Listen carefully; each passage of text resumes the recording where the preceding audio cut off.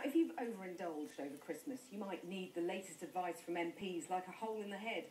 The Commons Science and Technology Committee wants us all to give up the booze 2 days a week.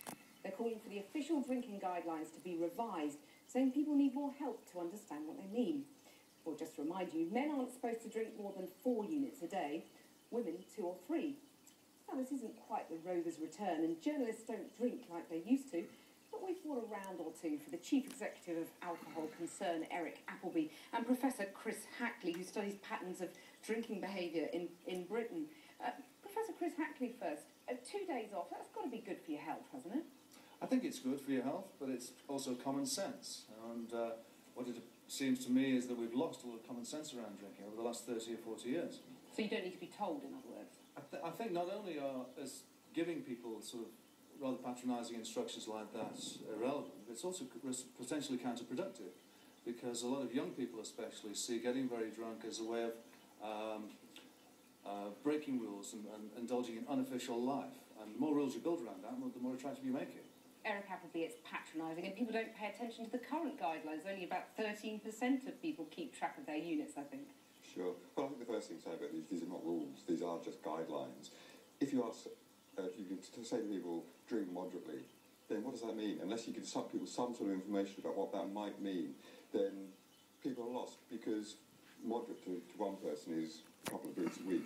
Moderate to someone else would be a couple of dozen drinks a week. And so having this sort of information available about what is by general consensus among medics reckoned to be safe or safe-ish it can only be helpful.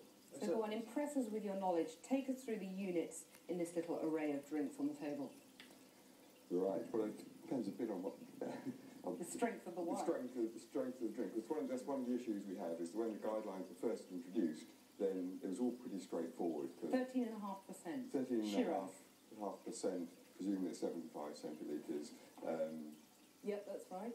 Which my maths is good.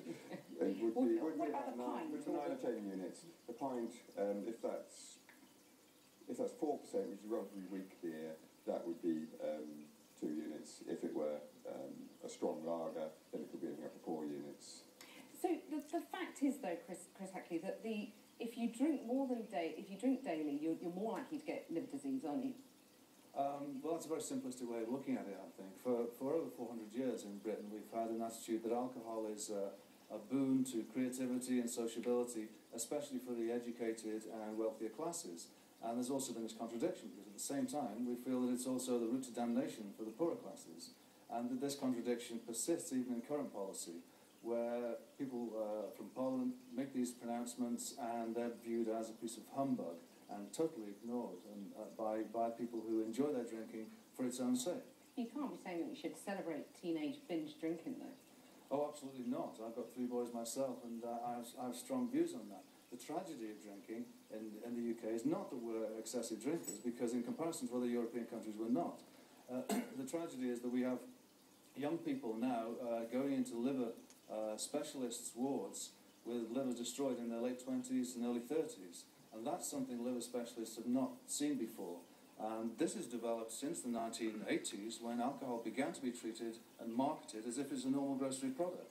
But Eric Appleby, isn't the science just confusing? Because we keep on getting told that having the odd glass of wine, helps stave off heart disease. Well, of course, the alcohol industry are very keen to put that message to you. You don't believe it? Well, for some people, if you're a male aged over 45 and drinking a very small amount of red wine, whatever, daily, then it can possibly have some beneficial effects.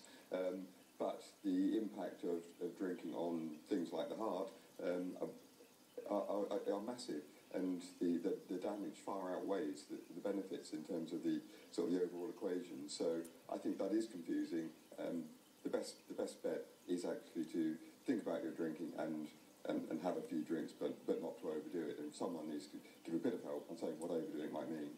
Chris Hackley, there's definitely a problem with alcohol. I mean, just to quote some statistics at you, alcohol is linked to 13,000 new cases of cancer a year, 1 in 4 deaths of 15 to 24-year-olds. That's not sociable drinking, is it?